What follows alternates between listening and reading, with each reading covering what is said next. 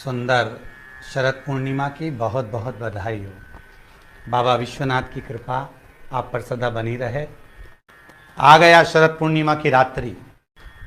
बड़े से बड़ी बीमारियां, बड़े से बड़े रोग, बड़े से बड़े बड़े कष्ट इस शरद पूर्णिमा की रात्रि को छूट जाते हैं। दमे की बीमारी, श्वास की बीमारी, अनिद्रा की बीमारी, रात्रि को जगना, ये सारी बीमारियां शरद पूर्णिमा की रात्रि को अगर व्यक्ति अपने जीवन को सुखमय बनाए, अपने जीवन को आनंदमय बनाए तो सब छूट सकता है।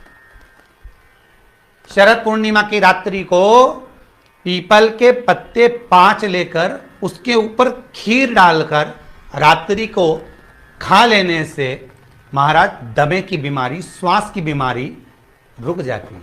वो बीमारी बढ़ती नहीं है, उससे कष्ट नहीं होता। जिन बच्चों के नेत्र कमजोर होते हैं, रोशनी कमजोर होती है, शरद पूर्णिमा के दिन रात्रि को 12 बजे भगवान चंद्रदेव का दर्शन कराइए। 5 से 7 मिनट तक नयन मिलाए चंद्रदेव के साथ और बाद में एक पीपल के पत्ते पर खीर जो चंद्र के नीचे रखी हुई है उसी खीर को चटा दीजिए। फिर चंद्र का दर्शन कराओ, फिर खीर को चटा दीजिए। महाराज नयन की ज्योति बढ़ती है। नींद नहीं आती तो निंद्रा देवी प्रवेश करती है, निंद्रा अच्छी आती है, आनंदित होता है। महाराज जिस व्यक्ति के शरीर में गांठ पड़ जाती हो, शरीर काला पड़ जाता हो, चट्टे पड़ जाते हो या दांत खाज खुजली हो जाता हो, उसके लिए भी शरद पूर्णिमा की रात्रि को 12 बजे महाराज भगवान चंद्रदेव के लिए 21 दिए जलाए जाते हैं। उस 21 दिए की कालोच एक थाली में इकट्ठी करी जाती है। कालोच को इकट्ठी कर कर शरीर में गाय के घी के साथ में जहां जहां जगह पर चट्टे हैं, गांठ है, वहां लगाया जाता है। उसको 5 या 7 दिन लगाइए। उसके बाद में रोज प्रतिदिन लगाने के आधे घंटे बाद स्नान कर लीजिए, आराम लगना प्रारंभ हो जाता है। महाराज आज शरद पूर्णिमा की रात्रि से लेकर कार्तिक पूर्णिमा की रात्रि के बीच में जो दामोदर भगवान का, कृष्ण का, शिव का मंगल आनंद करेगा, अभिषेक करेगा, पूजन करेगा, स्मरण करेगा, उसके सारे दुख दरिद्र दूर हो जाएंगे। रात्रि को आप बड़े प्रेम से खीर बनाओ, चंद्रदेव की साक्षी में रखो, भोग लगाओ भगवान श्री हरि को। बन सके अगर लक्ष्मी की कमी है, लक्ष्मी नहीं आ रही है, व्यापार नहीं चल रहा है, तकलीफ बहुत ज़्यादा है, घर में कष्ट है, कर्जा ज़्यादा है, तो एक तांबे के कलश के ऊपर, तांबे के कलश में पानी भरना, कटोरी रखना, उस पर लक्ष्मी जी की मूर्ति रखना। लक्ष्मी जी की मूर्ति नहीं हो तो चांदी का सिक्का रखना। उसके सम्मुख में आप 31 दीपक घी के लंबी बाती के जला देना।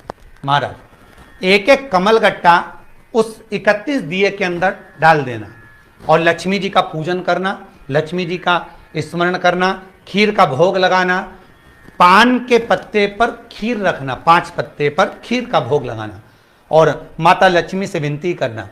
सुबेरे 4 बजे तक वो रखे रहने देना, सुबह 4 बजे वो उठाना, लक्ष्मी को वापिस तिजोरी में या सिक्का हो तो उसको अलमारी में रख देना। जो खीर बनी है वो प्रसाद के रूप में सुबह 8 बजे, 10 बजे, 9 बजे जब खाना हो प्रेम से पाना। माता जो दिए लगाए हैं वो ठंडे हो गए होंगे, उनको रखे रहने देना, बाद में काम आते रहेंगे, या दिए विसर्जन करना हो तो आपकी मर्जी है। पर वो मट्टी के दिए लगेंगे, आटे के दिए नहीं लगेंगे, मट्टी के दीप लगाना है आपको। 31 घी के दिए लगाना है। लक्ष्मी जी का पूजन करो, कंकु, चावल, हल्दी, मोली से सब तरह से। शरद पूर्णिमा की रात्रि को सुख मिलेगा, आनंद मिलेगा, लक्ष्मी की वृद्धि होगी, कार्य सिद्धि होगी। दूसरा क्रम, अगर कार्तिक पूर्णिमा हो, शरद पूर्णिमा हो, ये दोनों पूर्णिमा पर शरद पूर्णिमा के दिन आप शाम को प्रदोष काल के समय 4:30 बजे से 6 बजे के बीच में 1 लोटा पानी, उसमें 5 बेलपत्र रखकर, 1 कमलगट्टा डालकर भगवान चंद्रेश्वर महादेव के नाम से भगवान शंकर को चढ़ा दीजिए। आपकी जो कामना हो वो कामना कर कर चढ़ाएं, विनती करें चंद्रेश्वर महादेव को और निवेदन करें कि हमारा ये कार्य सफल हो। केवल शरद पूर्णिमा के दिन चढ़ाइए, कार्तिक पूर्णिमा तक क्या फल मिलता है हमको जरूर बताइए। आज भी शरद पूर्णिमा की रात्रि को और कार्तिक पूर्णिमा की रात्रि को गर्भवती नारी अपनी नाभि पर यदि चंद्र की दृष्टि पड़वा लेती है तो बच्चा विकलांग पैदा नहीं होता है। गर्भ से जो बालक होगा श्रेष्ठ होगा, विद्वान होगा, चतुर होगा, पढ़ने में होशियार होगा, क्योंकि ये चंद्र की किरणें जब समुद्र में उछाल ला सकती हैं तो आपके जीवन में भी तरक्की ला सकती है। उछाल शरीर में रोग है, बीमारी है, काया बेकार हो रही है, तो सीधी सीधी बात शिव महापुराण की कथा कहती है, सुंदर आनंद में श्रवण कर कर आप अपने जीवन को, ये पूर्णिमा शिव महापुराण की कथा कहती है, शरद पूर्णिमा आ रही है, कुछ नहीं करना, पीपल का एक पत्ता, उस पत्ते पर थोड़ा सा चावल, थोड़ा सा चावल, पूर्णिमा की रात्रि को अपने हाथ में लेकर अपने नयनों से लगाकर शरीर पर से स्वयं उतार कर उसको दरवाजे के पास रख दीजिए। पूर्णिमा की रात्रि को पूर्ण होने पर उस चावल को दूसरे दिन सूंघ कर बहते हुए पानी में डाल दीजिए। महाराज कितने भी रोग से ग्रसित हो गए, पीपल का एक पत्ता 52,000 ब्राह्मण की साक्षी कराता है। महाराज बहुत ध्यान देना, पीपल के वृक्ष में स्वयं नारायण का, मेरे कृष्ण का वास है। स्वयं भगवान गीता के अंतर्गत कहते हैं कि मैं पीपल का वृक्ष हूं, नारायण उसी में। 52,000 ब्राह्मणों का वासा एक पीपल के पत्ते में होता है। और आपको पहले भी कथा में कहा, गाय, ब्राह्मण, बहन, बेटी, ये सब काल का हरण करने वाले हो, काल को हरने वाले का स्मरण, शिव का स्मरण करो। पूर्णिमा के दिन चावल का एक आखा दाना, आखा दाना जानते हो, पूरा खंडित चावल नहीं, कितना चावल, एक दाना चावल का शंकर भगवान के शिवलिंग पर समर्पित करिए।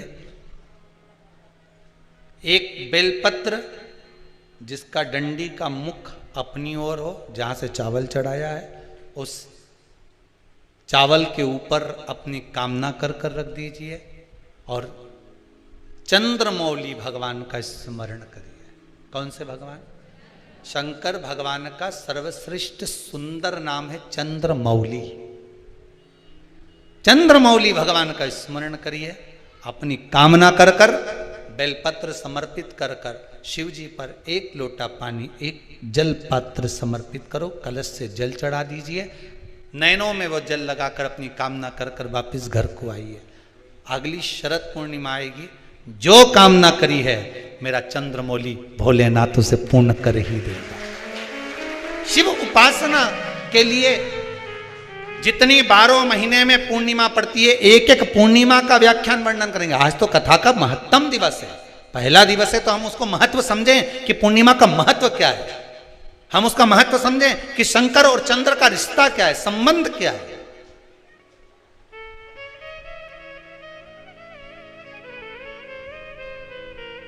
भगवान ने जितनी पूर्णिमा बनाई है, जितने नक्षत्र बनाए, जितनी घड़ी बनाई, जितना पल बनाया, जितना समय बनाया, ये शंकर भगवान ने जो बनाया ये गलत नहीं बनाया, श्रेष्ठता के लिए बनाया, जग के उद्धार के लिए, संसार के उद्धार के लिए बनाया। अब उसका प्रयोग आप करें ना करें या आपके ऊपर है, आप उसका प्रयोग कर रहे हैं ना कर रहे हैं आपके ऊपर, पर जो बनाया है मेरे भगवान। धन उलझ गया, तुमने तो कोई अच्छा सोच कर किसी को पैसा दिया,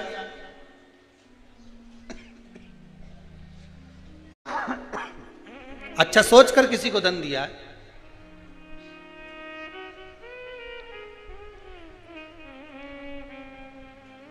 और वह धन उलझ गया, नहीं आ रहा, पैसा वापस दे ही नहीं रहा।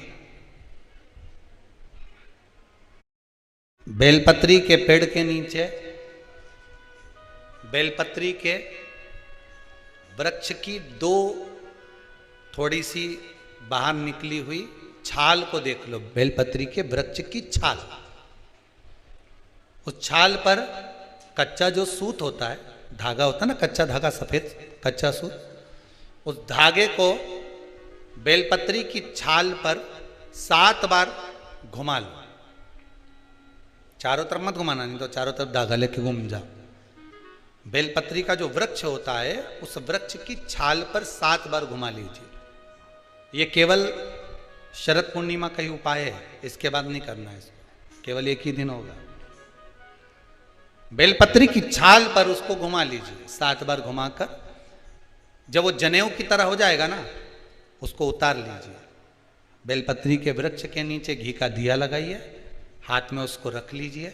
जिस व्यक्ति को तुमने धन दिया और वो उलझ गया, नहीं दे रहा, पैसा पहुंचा नहीं रहा है, उस छाल पर जो धागा आपने लपेटा है श्री शिवाय नमस्तुभ्यम का स्मरण कर कर बेलपत्री के पेड़ के नीचे कुंदकेश्वर महादेव का नाम लेकर उस धागे को शंकर भगवान को छुआकर महाराज माता पार्वती के चरणों में ले जाकर छोड़ दीजिए। अब विनती कर कर छोड़ दो और निवेदन कर दो, माँ मेरी इतना धन है, इतना पैसा है, विश्वास कर कर मैंने उसको दिया था, वो नहीं दे रहा, माँ से निवेदन करो। फिर कहेंगे संसार वालों के सामने जाकर रोगे तो दुनिया के लोग हंसी उड़ाएंगे। आप किसी से कह दो मेरा 5 लाख रुपए वो लेकर भग गया, दिया काय को?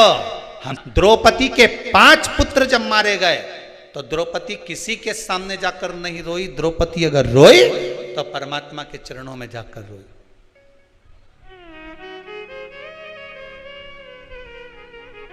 उत्तरा का गर्भ जला, ब्रह्मास्त्र छोड़ा गया, उत्तरा कहीं जाकर नहीं रोई, सीधे भगवान के चरणों में जाकर। भगवान ने पूछा हुआ क्या? उत्तरा कहती मेरा गर्भ जल रहा है, ब्रह्मास्त्र आ रहा है। अगर संसार वालों के कहने में पड़ी रहती तो उत्तरा का गर्भ भी नष्ट हो जाता, पर भगवान ने अंगुष्ठाकृति धारण करी, गर्भ में जाकर परिक्रमा करी, उत्तरा के गर्भ में पहुंच गए। जो बालक प्रविष्ट हुआ परीक्षित हुआ, आते सी जन्म लेते सी जिसने परीक्षा करी वो परीक्षित हो गया। श्रीमद् भागवत में लिखा है। संसार वालों के आगे जाकर रोगे तो दुनिया के लोग हंसी उड़ाएंगे, पर परमात्मा के आगे जाकर कहोगे, परमात्मा हंसी नहीं उड़ाता, परमात्मा उस कार्य को सिद्ध करता आएगा। एक पूर्णिमा पर करके देखने में क्या जा रहा है? शरद पूर्णिमा पर किसी भी समय पर कभी भी करो, पर करो। उलझा हुआ धन मां सुलझा दे। 12 महीने पढ़ने वाली पूर्णिमा का चरित्र, कैसी पूर्णिमा का क्या व्याख्यान है, क्या वर्णन है, उसको श्रवण करेंगे, स्मरण करेंगे, भाव से सुने। किसको पूर्ण बनाया है? लक्ष्मी। शरद पूर्णिमा के दिन अगर आप शंकर भगवान को 1 लोटा पानी अगर शिव को समर्पित कर रहे हो, श्वेत पुष्प को रखकर शंकर जी के ऊपर सफेद फूल को चढ़ाकर अगर 1 लोटा जल भी, एक पात्र जल भी शंकर को समर्पित कर रहे हो, तो ये लक्ष्मी के लिए ही तो कर रहे हो। और कौन सी लक्ष्मी? पूर्ण लक्ष्मी। पूर्ण लक्ष्मी। आपको पहले भी कथा में कहा, एक बार भगवान एक सिद्धता प्रदान कर दी कि अपने गोदी के लाल को, अपने गोदी के पुत्र को माता ने लक्ष्मी की गोद में देखकर लक्ष्मी को पूर्ण बना दिया। वो दिन कौन सा था? यही शरद पूर्णिमा का दिन था। कौन सा दिन? आवाज पकड़ लो। यही शरद पूर्णिमा का दिन था। शरद पूर्णिमा का दिन लक्ष्मी को पूर्ण करने का दिन, पूर्ण करने। केवल अमृत ही नहीं बरसता, शरद पूर्णिमा के दिन लक्ष्मी भी बरसती। पूर्णिमा शिव महापुराण की कथा है। सबसे सुंदर संबंध इस संसार में अगर किसी का है तो समुद्र और चंद्र का है। दुनिया का सबसे सुंदर संबंध है चंद्र और समुद्र का। चंद्रमा घटता है तो समुद्र की लहरें भी घटती है, ज्वार और भाटा। चंद्रमा यदि घट रहा है तो समुद्र की लहरें भी घट रही। शरद पूर्णिमा के उत्सव पर जो पूर्णिमा शिव महापुराण की कथा सुन रहे हैं, इसके रस तत्व को हमें ग्रहण करना है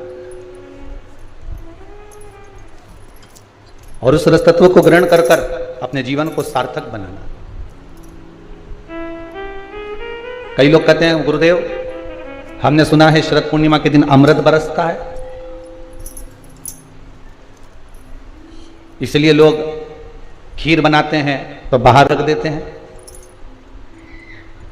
अमृत बरस रहा, तो शिव महापुराण की कथा कहती है केवल एक अमृत की बूंद है क्या?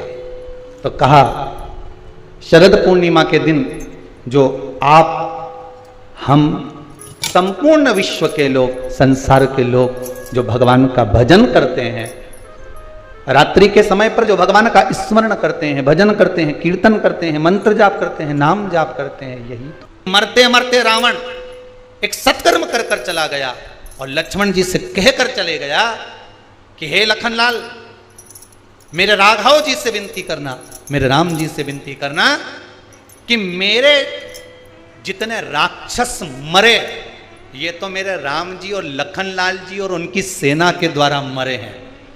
जो राम की सेना के द्वारा मरे हैं या राम के द्वारा मरे हैं या लखनलाल जी के द्वारा मरे हैं, उनके द्वारा मरे हुए मेरे सारे राक्षस तो उनके हाथ से मर मर के बैकुंठ चले गए, पर इतने सारे बंदर ये हमारे हाथ से मरे हैं, इनको बैकुंठ मिलेगा क्या जो हमारे हाथ से मरे? तो लखनलाल जी आप राघव जी से विनती करना कि मेरे प्राण आज दशहरे पर छूटे हैं, पर पूर्णिमा तक इंतजार करना, मेरा अंतिम संस्कार तब करना जब ये बंदरों को भी कुछ अच्छा पद प्राप्त हो जाए, इन बंदरों को भी अच्छा पद प्राप्त हो जाए। रावण का शव पड़ा रहा, मंदोदरी बिलखती रही, रोती रही, विभीषण बात और संवाद राम जी से करते रहे, पूर्णिमा तक पड़ा रहा। तब अंत बिंदु क्या हुआ? जब पूर्णिमा का चंद्र आया तब राघव जी ने कहा, ए चंद्रदेव आप शंकर जी के मस्तक पर विराजमान हो, कृपा करो, इन रावण के साथ वालों का उद्धार तो मेरे हाथ से मरते से ही हो गया, बस इतनी कृपा और कर दीजिए कि आपकी चंद्रमा की अमृत की बूंद इन बंदरों पर गिरा दीजिए, जिससे ये पुनः जीवित हो जाए, इनको अमृत तत्व मिले। ये भक्ति का था। पूर्णिमा के कितने व्रत होते हैं? बोलते जाओ, जरा जल्दी जल्दी बोलो। पूर्णिमा के नारियों को, स्त्रियों को अखंड सौभाग्य के लिए जो नारी वैधव्य नहीं होना चाहती है, उस नारी को पूर्णिमा के कितने व्रत करना चाहिए? जिस नारी के यहाँ संतान नहीं हो, औलाद नहीं हो, उसको पूर्णिमा के कितने व्रत करना चाहिए? जिस नारी का पुत्र पति बहुत बीमारी से ग्रसित हो, लग रहा हो कि ये मेरा बेटा बहुत बड़ी बीमारी में घिरा हुआ है, तो नारी को कितने व्रत करना चाहिए? स्वयं भगवान कृष्ण ने माता यशोदा को द्वापर में भी बताया है कि पूर्णिमा के 32 व्रत होते हैं। 32। उसमें करना क्या है आपको? केवल जिस दिन व्रत रहे, रात्रि के समय पर कोई भी मीठा, कुछ भी सामग्री आप चंद्र की रोशनी में, चंद्र को अर्घ देने के बाद, पूजन करने के बाद उसको रखो, और वही सामग्री जो नशा कर रहा है उसको पूर्णिमा के दूसरे दिन उसको खिलाओ। आप धीरे धीरे खिलाना चालू करेंगे, जिस नशे में वो डूबा हुआ है उस नशे से वो छूटना प्रारंभ हो जाएगा। 2 पूर्णिमा व्रत करके तो देखो, तीसरे में तुम्हें जरूरत ही नहीं पड़ेगी। धीरे धीरे आप रुक, वो छूटना प्रारंभ हो जाएगा। कपट करोगे, छल करोगे, बेईमानी करोगे, निंदा करोगे, दूसरे के लिए आप शब्द कहोगे, बस भोगना तुमको ही, दूसरे को नहीं। किसी चंद्र रो रहा है, आप मुझे बचा लीजिए। शंकर भगवान ने पूछा हुआ क्या? राहु केतु पीछे पड़े। अब चंद्रदेव को तो जाना कहीं था, पर पहुंच गए कहीं। शंकर भगवान ने कहा एक काम कर, मेरे मस्तक पर आकर बैठ जा।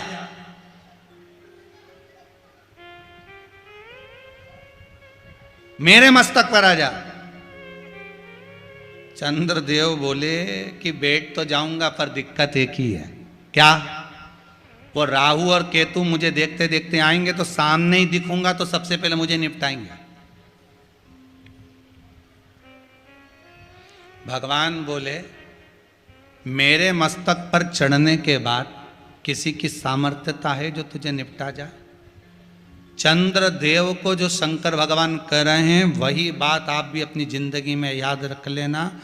शंकर के मस्तक पर चंद्र बैठ गया तो ना राहु की हिम्मत हुई ना केतु की हिम्मत हुई कि वो शंकर के पास जाकर उसको उठाकर निगल ले। ना राहु ना केतु, किसी की सामर्थ्यता नहीं थी जो निगल जाए। अगर तुम शंकर भगवान के पास में हो तो किसी की सामर्थ्यता हो सकती है। राजा श्वेत, प्राण छूटने का समय आ गया, यम के दूत बंदी बनाने आ गए। राजा श्वेत को ले जाने लगे, अंदर प्रवेश करा तो सीधे नंदी ने उनको भगा दिया, चलो यहां से, अभी भजन कर रहा। ये वही वाली बात आ गई। अभी पिताजी रामायण पढ़ रहे हैं, गीता पढ़ रहे हैं, तो क्रोशान यमदूत वापिस चले गए। यमराज ने पूछा क्यों राजा श्वेत को नहीं लाए तुम, खाली हाथ वापिस आ गए। यमदूत बोले वहां पर वो राजा श्वेत शिव जी की आराधना कर रहा था। तो क्या हुआ, अंतिम समय उठा के लाओ कि हम नहीं जाएं। दादा अंदर जाएं तो मारे, हम नहीं जा रहे। यमराज बोला तुम नहीं जाओगे? नहीं। उन्होंने मृत्यु देवी को भेज दिया, हे मृत्यु डायरेक्ट टूटपट मार दे उसको या राजा श्वेत को। मृत्यु देवी जैसे ही गई, कार्तिकेय जी खड़े हो गए और कार्तिकेय मृत्यु देवी का युद्ध हुआ। मृत्यु देवी के ही मार दिया। अब बताओ, मौत खुद मर गई। अब तुमने कहीं सुना कि मौत मरी, परंतु ये राजा श्वेत की कथा में मर गई। यमराज आ गए, भगवान शिव को क्रोध आया, उन्होंने यमराज की निपटा दिया। दादा लो ना रे बांस, तुम्हें मालूम है, अच्छे से बोलो जाना, ना रे बांस ना बजे बांसुरी, तो उन्होंने पूरा बांस ही निपटा दिया। अब बज लो जाओ। सूर्य नारायण भगवान आ गए, रोते रोते मेरा बेटा मर गया, मेरी पोती मर गई, रो रहे। ब्रह्मा जी ने पूछा क्या हुआ? मेरा बेटा मर गया यमराज। पौती चली गई मेरी मृत्यु देवी। हो क्या चाहते हो? उनको जिंदा कर दो। ब्रह्मा जी बोले हमारे बस में थोड़ी ना है, जिसने निपटाया वही जिंदा करेगा, जिसने निपटाया वो जिंदा करे।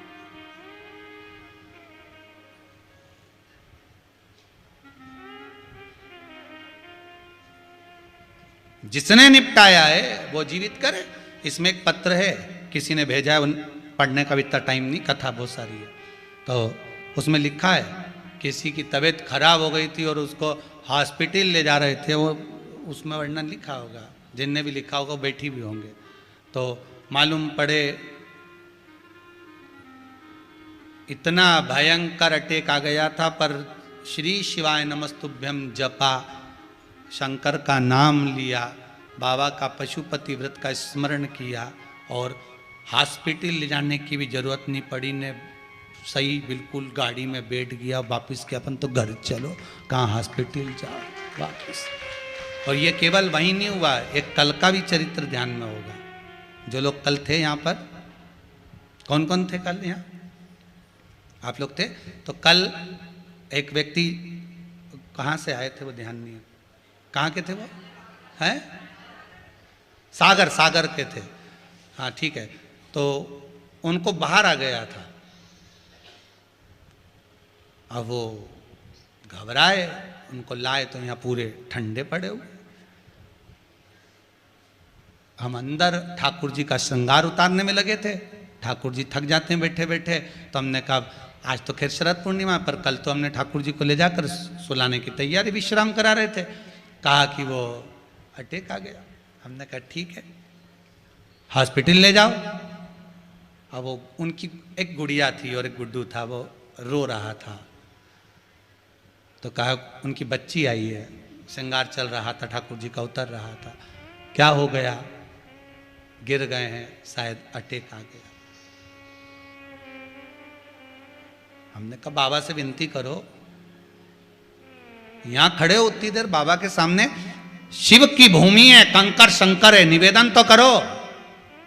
बाबा चाहेगा तो कुछ नहीं निकलने वाला, जान दे। गया ना हॉस्पिटल, जान दे। शायद 2:30-3 बजे की बात होगी। कितनी बज रही थी उस समय? है 3 बजे की बात थी। 3 बजे हॉस्पिटल ले गए, शाम को शायद 6-7 बजे वापस लिया है। डॉक्टर ने कह दिया आया तो था, कुछ छूकर चले गया, पर ये नहीं कह सकते कि अटैक था, पर बाबा ने बचा लिया। वापिस शाम को शायद 5:30-6 बजे वापिस छुट्टी करा दी।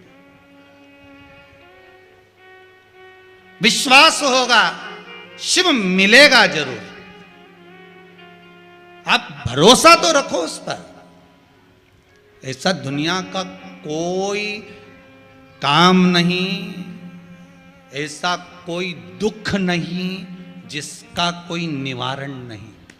बस सही गोली सही जगह पर लगना चाहिए, आपका भजन सही होना चाहिए। बहुत भगवान की भक्ति में जितना डूबोगे वो परीक्षा जरूर लेगा, पर हारना मती, हारने वो खुद नहीं देगा, खुद नहीं देगा। हारना नहीं, हारने वो खुद नहीं देगा।